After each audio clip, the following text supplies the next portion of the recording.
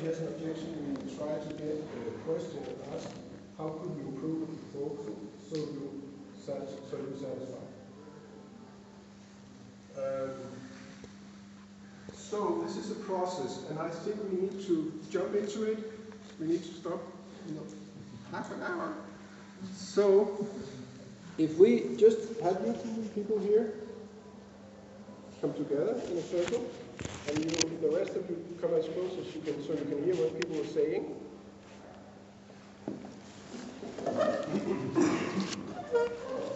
So let's say you are the general circle.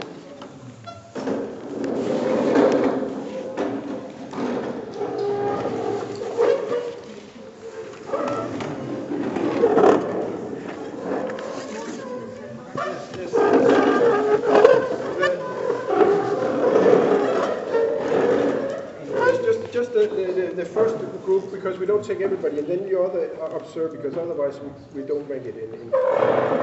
So what are you saying is that try to close it. Make it a circle. Yes, just make it completely circular. So you are a group. I'm the facilitator, and we have. Let's say we are a general circle that is about to give birth to let's say a garden group. Can you imagine that? We're at the beginning of a place. We've just we know where we are going to place this thing, and we have a garden group. And it doesn't need to be perfect. You remember that?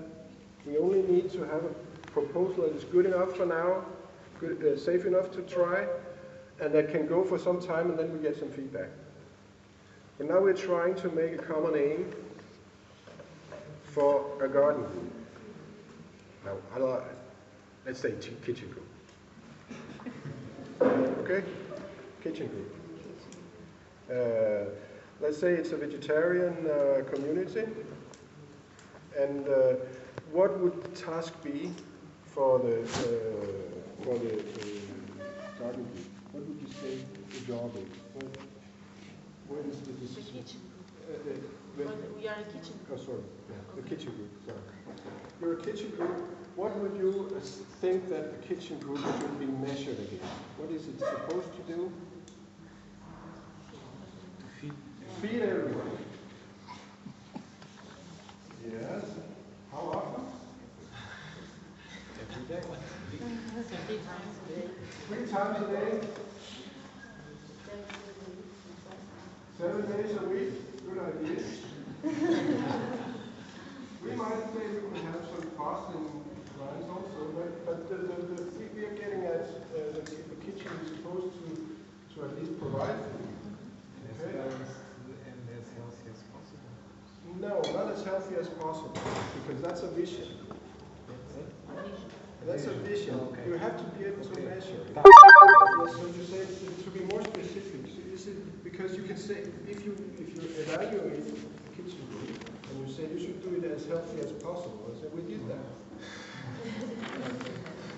You're talking about the variety. Yes, but that's what we say. If you have a variety, how much variety do you want?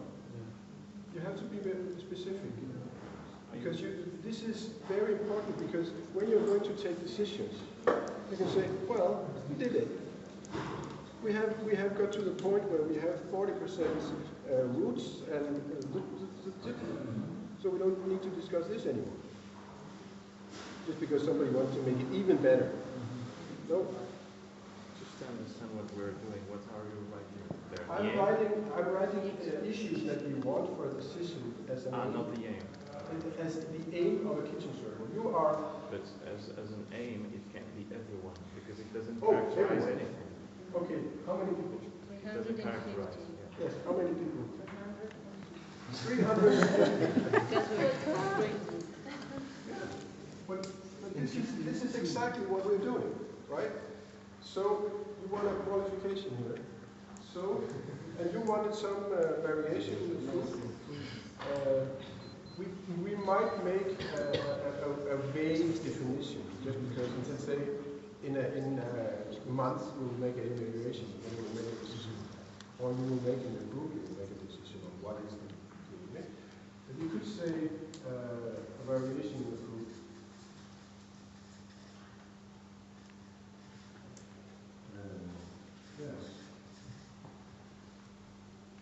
Other aims? Local. What? Local. Local food? Yeah. How about cleaning the kitchen?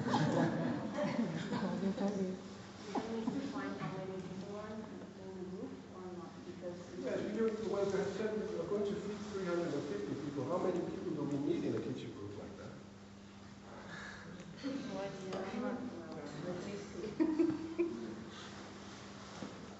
Because that's a name, you'll have to go out and find these people. You don't have them here. Right? You have to engage them other either from community out there or something. So what did you say? We have to collect 20 people.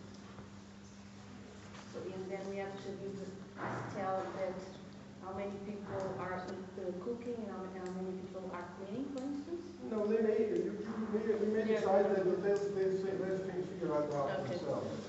But we have some ideas about when have we done our job.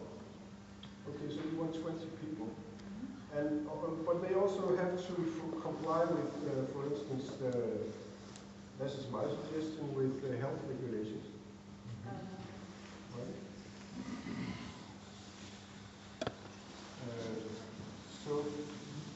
So this is the way people build. Some other contributions? No waste. Waste As waste as possible. Yes. Or solve the waste problem. Yes, they have to. We can ask them to create a waste policy. They may not. If you say, we say that we want as little waste as possible. I do that a little bit. But Actually, you can vote less waste as possible, or it can function on waste. What? Means recycling the waste. Yes. Recycling. But are we talking about them or we? We are talking. It's for You us are to- a general. You're the general circle, and some of people don't want to be in with this discussion. This is for us to decide. We are just making an aim. We don't need to be the whole community for that. Okay. Because what is happening is when the group is created, it will have some feedback. Okay. We have built a proposal. It's done. Yes, we built a proposal. So next thing is to present it. We more or less always do that. So clarifying questions. Is there anybody who don't understand the proposal? How does the food get to the kitchen group? Okay. So we have a good question here. So is there anybody who has any idea of how the food goes straight to the kitchen? And what resources are there? Because if there is not enough food from the community, who buys it where? Yes. We have, So is that the kitchen group's job to do that? Okay, so they have to we have volunteers. provide raw materials, buy, whatever, raw material. Okay? Do we offer the food or we sell it? It's offered. Is this something we need to define for the kitchen group?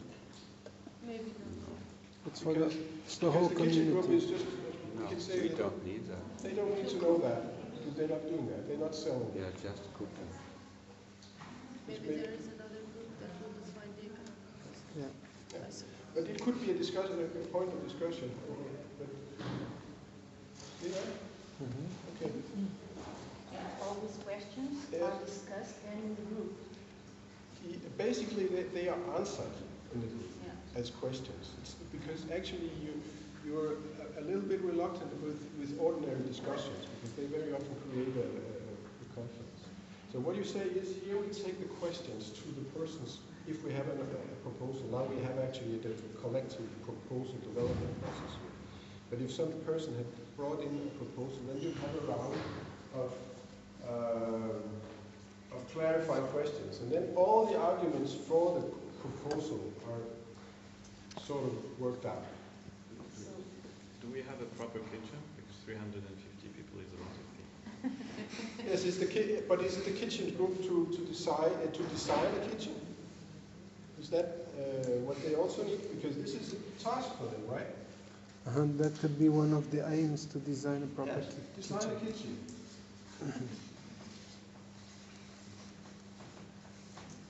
It's big, this thing. It's bigger than I expected. But so we are working out what is this group supposed to do and what are the aims.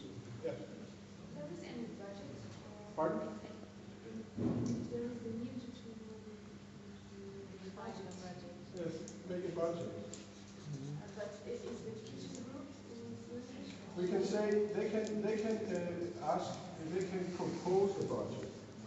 They can make a proposal for a budget. They have to design a kitchen, and they have to make a proposal. Another thing is that we could say in the general circle that they have 3.5 million euros, and they have to just stay inside that and then do whatever is possible. You see that? That's one possible decision of making the aim. Okay, so, well, it's getting big for this time. So I think we have to just move on a little bit, so get the picture. So we'd say clarify questions. Any questions to this? No. So, There's something missing. What about a fine, clean, and creative cook? they have to find a cook. What? Or do they find him, or do we find him? Perhaps we. Because what we are going to find is an operational leader of the kitchen, right? But that doesn't have to be the cook, Yes. does it? I don't think it has to be food. It doesn't have to be the cook, right? But what we are going to do, because that's part of sociocracy, what we are going to do is to find a responsible person to keep the connection to the group. So, but the group has to find a good cook.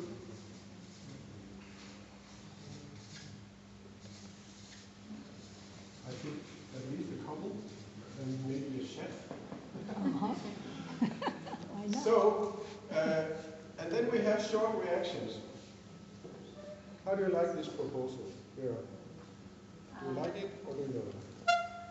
I think it's missing a couple of things. For instance, Okay? and then I have to explain? Or Not yet, not yet.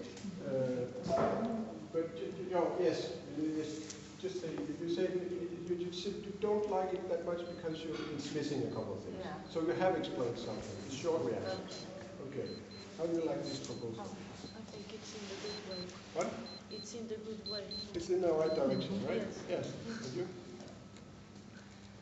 I have a lot of ideas. We miss time to Yeah. put it in order. So you'd like to work on it. Okay? And you? Okay. You like it enough. Yeah? Yes. It's not consent now, it's just your reactions. Just do you like it, do you not like it? Because it's to get a sense of it, because when we start having more serious discussions, then we get to the objection. The round here is just to get a picture. And how do you like it? It's a great starting point. It's a good starting point, okay? It's not bad. Okay, it's not bad, okay. Okay, so we have this short reactions, and if they had some obvious, say, oh, we forgot something. And we did, because I'm a facilitator. And I remember that one thing you said is the evaluation date. When are we going to evaluate this? We have to define a period.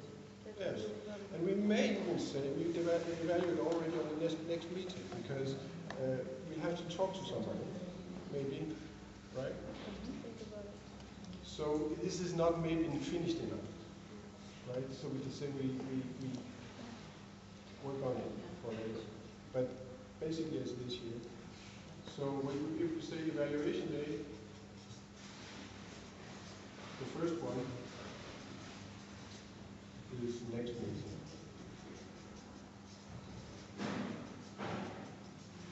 Right? And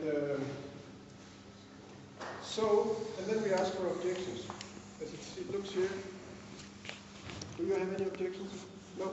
And remember here, we don't. When we do this, we don't even need the arguments. Right? No objections. No. Good. then we celebrate. Yeah. Well, because this is something we have to remember. Very often decision-making processes are painful. So we have to really celebrate that. I have a question. If you would have one objection, what would you do then? If there was an objection, I would simply ask the question, what would it take for you to accept this project? How would we need to change it to get you into the consent? So I make a proposal on how to change the proposal. Yes. Good. And one thing is you try to remember, you're very clear about, it is you that has the objection. And it's your break we're going to release. Everybody is joining with good ideas to help us all get him to give away his break, right? So we are not discussing, we are cooperating. Yeah. Yeah. So, and the point is that one of the things we're careful about counting, because we don't want to get into the situation where we get the group divided into pro and con. How can you make questions? Yes? How do you lead with objections when they're an instrument to the process completely? Pardon? If somebody in the group has an agenda, which is not this one, and he used the objections to block any operational process or block the process. Yes, there's something Even to deal being with. minority. It is happening, and it is happening more in communities than it is in companies, because people have very different. To get into a company, you usually have a very narrow agenda. You want to have a job, you want to have a job, and you want to earn some money. But when you get into a community, it's all about your whole life. You have all kinds of plans there. So you have tons of agendas. So very often you see discussions in communities that can be quite painful. And this is where this process says, we try to meet you as far as we can, but we set a time scale. And if the one meeting can't do it, as I said, we take it to one other meeting. And then we try it.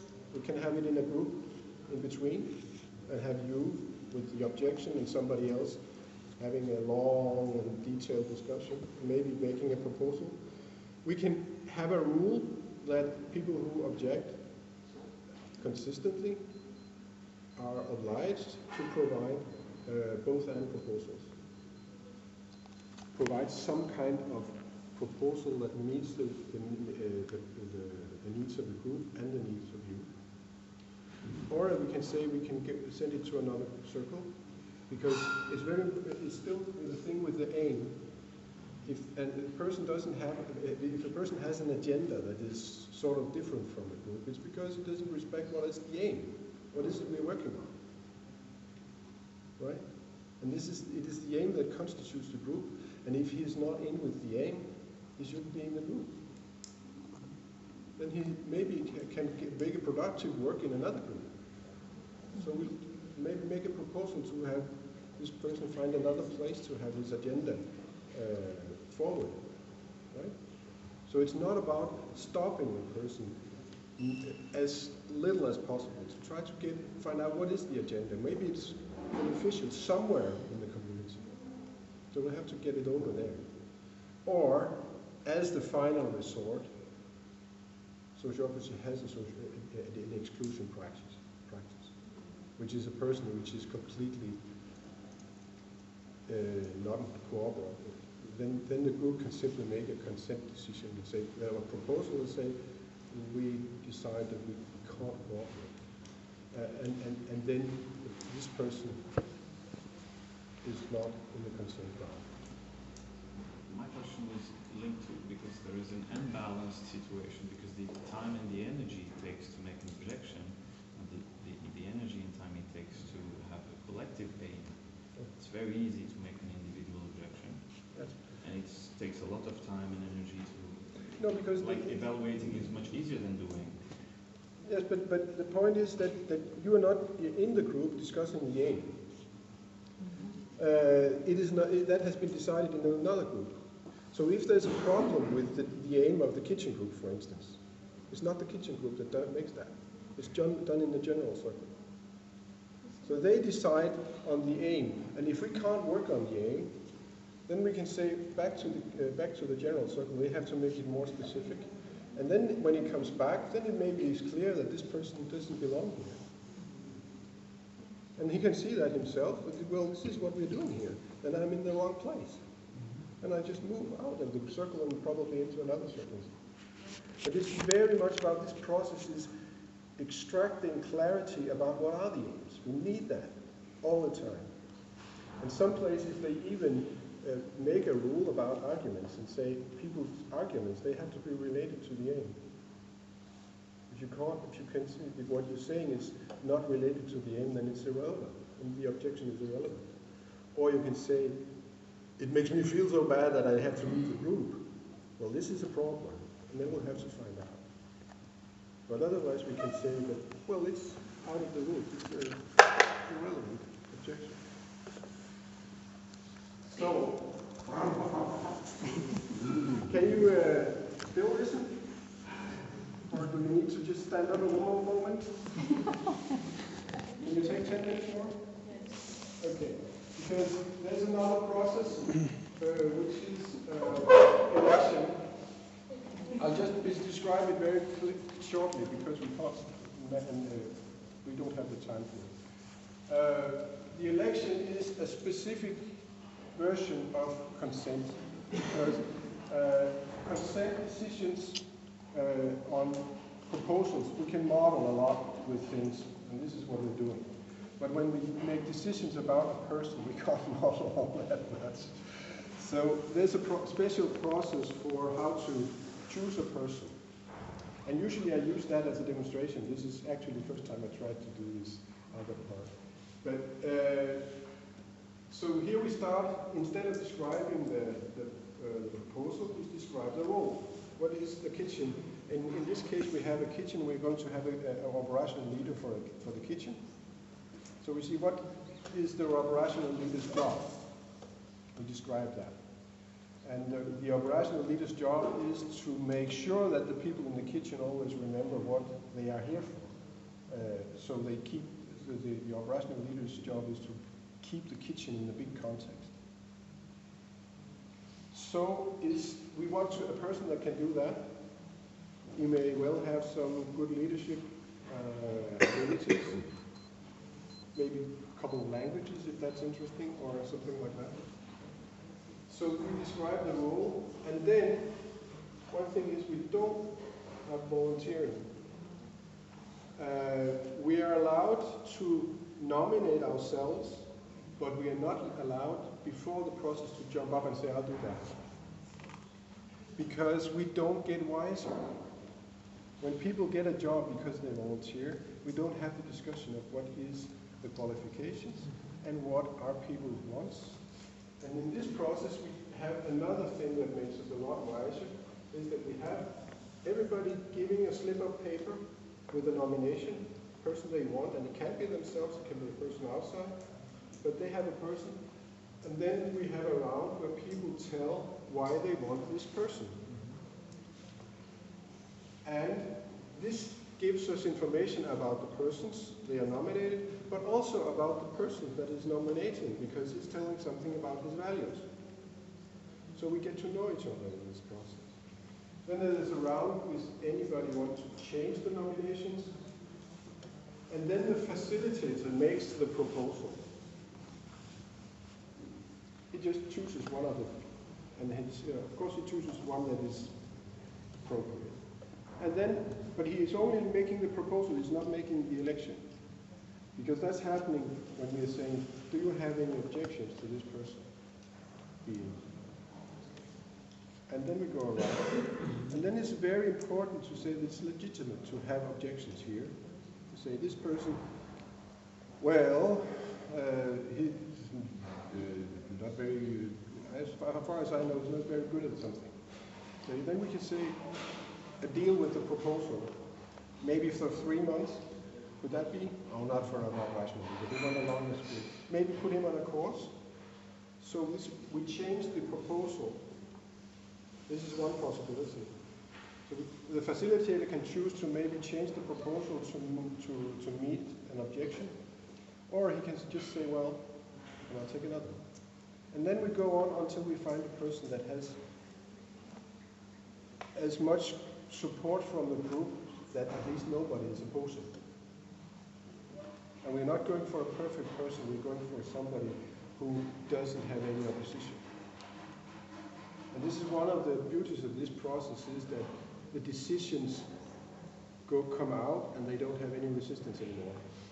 So typically you have a process, and then they get into action very quickly, and you have nobody who's trying to give it another try at the next meeting and see if they can turn it down, because they have been handled in the first meeting. So the facilitator make a proposal, and then the objection, and then you have negotiations, and then you have celebration. Usually it's very fast, and what happens is, yes, I know that. I'm aiming at it. So it's very fast, this process, and people get to know each other. And one thing that is beautiful about it is that you get to know the best of people. People are, very often they are nominating people who are not expecting to be nominated. And they wouldn't have volunteered. But if they suddenly realize that there's a person who wants them and explains it, and then maybe somebody is even changing their nomination because of the arguments, and they suddenly have the support of 3 or 4 people in the group. Whoa. This is something that takes out the resources of people. And one thing I can say is that in a community that uses, they haven't applied sociocracy yet, but they use this process for elections. And this is one of the processes that is actually good to use out of context. It works in any context almost. So we have 5 minutes, and I'll just race through the rest of it. Is that okay?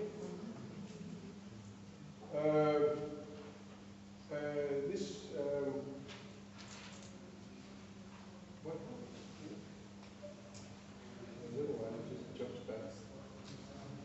Oh, here. So I mentioned this in the beginning. Equality and hierarchy is that sociocracy actually makes it possible to have the best of both worlds. So you make hierarchies, you make a kitchen leader, for instance, but then what does it mean to be a kitchen leader? What are the rules? What is he allowed to do? What is his responsibility? And what is he not allowed to do as a leader? This is happening. So we have an operational meeting where he is leader, and then every month maybe we have a governance meeting, and then we're deciding on equal terms what is he allowed to do.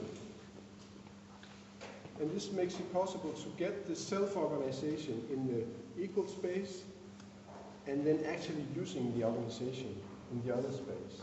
Sometimes I think of it as a boat, and you have places in the boat to row, and somebody to steer, and somebody has to have a lookout, and you have then you have a situation where you're actually rowing, sitting on your places and you're doing your work, and then once a month you step out of the boat and you say, what is he doing, the fellow who is sitting here and who's supposed to sit here? And in that space we are equal. We don't necessarily be equal here, and we don't want to be, because we don't want to work with the same heart and we don't have the same qualification. But this thing about being equal about the rules, it's very important because it makes everybody apply. Comply. So the rules. Yes. And what I said is, when you apply the system, I talk about mother circles and daughter circles. We have the general circles. We had that first. And the basic of sociocracy is that the general circle can give birth to daughter circles, and then they can go out and make all the daughter circles they want, and so can they. So, and they do it on exactly the same terms. The general circle has nothing to do with it. So the kitchen circle has the discussion about how do we create the aims of our sub-circles, which means that all circles are doing all processes. So everybody, even the person who's doing the chickens, is involved in governance processes, in leadership processes, in decision making, which means that he will eventually maybe become interested in working in another circle. And when he knows the rules of the chicken circle, he knows the rules all over the place. Because there are only 4 rules. And then, especially for this occasion, the economic democracy, sociocracy has some ideas about economics that are special, and the organizations are not worker-owned organizations. It is self-owned organizations. The way to create complete equality is that there's nobody that owns the company. They own themselves, but they are governed by the persons who are there. You see the difference? Because it means that if you have loose workers that are coming in and out, they work on the same terms as everybody else. And then you have the whole organization is working as a completely free structure. So this is the basic, but not all sociocratic-led organizations is happening. Because ideally, this is the end of it. It's self-owned. And I think this is an interesting alternative to worker-owned cooperatives. Persons are partners, either as working partners or capital-providing partners. So they go into the circles, for instance, the top circles, and just be there either as the one who throws money into the foundation that is owning the place, or they are parts because they're working, but they are basically persons, and they have the same kind of saying in the processes. Working partners or capital-providing partners are both. And profit is measured in aim achievement. Do you see not only profit, but also if you are an NGO working for taking out mines of an area or something like that, then you measure how many mines do we get out there. This is our profit. And this is the way we measure how good we are working, how well we are working. It's not on the money line at all. So we measure our profit on the way on the degree to which we meet our aims. And it's again about having a very good idea about what is the. I shouldn't have said only including language. It should not only include language. Yes. Sorry. Yeah. It's very important this as well. And then there's a decision about something about sharing profit. And that part of the profit that is money. Basically, sociocratic structure, the first sociocratic structure in place actually was this one. And it is a system where there's a guaranteed base wage, and then you have feedback in the form of bonus on short term and bonus on long term. So you get measures from the finance department, and they say, well, this month we have a good month, everybody gets more this month, and then after a year you have a long-term bonus as well. They get those for everybody. So you have a little bit of fixed structure and then a little bit of structure that gives you feedback on whether you are doing well or not. So this is what we managed to squeeze in. Any comments? Quickly? What's the relationship to holacracy, which is more political, but it's also based on people having different dual roles from there to there? Yes, this is really a tricky question.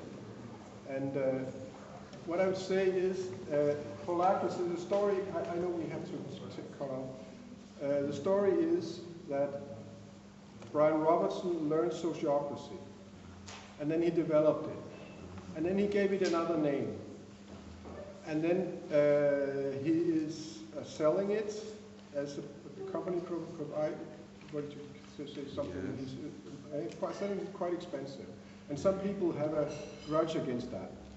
But the fact is that it's actually a very good system he's developed. So whatever the moral or whatever the politics don't mind too much, it's very interesting, his ideas. Yes. And basically, the most moderate sociocrats say that It is a sociocracy system. It's just specified. There's a lot specified? it's specified. There's a lot of things in sociocracy you say you can decide that on Yes. So they used to say it's an empty system. You can put whatever in it you want. So if you buy sociocracy, you can put a lot of things in it. Exactly. When you buy holacracy, there's already been put something in it. And it's basically a good system. I've been very inspired by both of them. I haven't mentioned it today because this whole discussion of what is the difference is very tricky. So, thank you for listening. Thank you.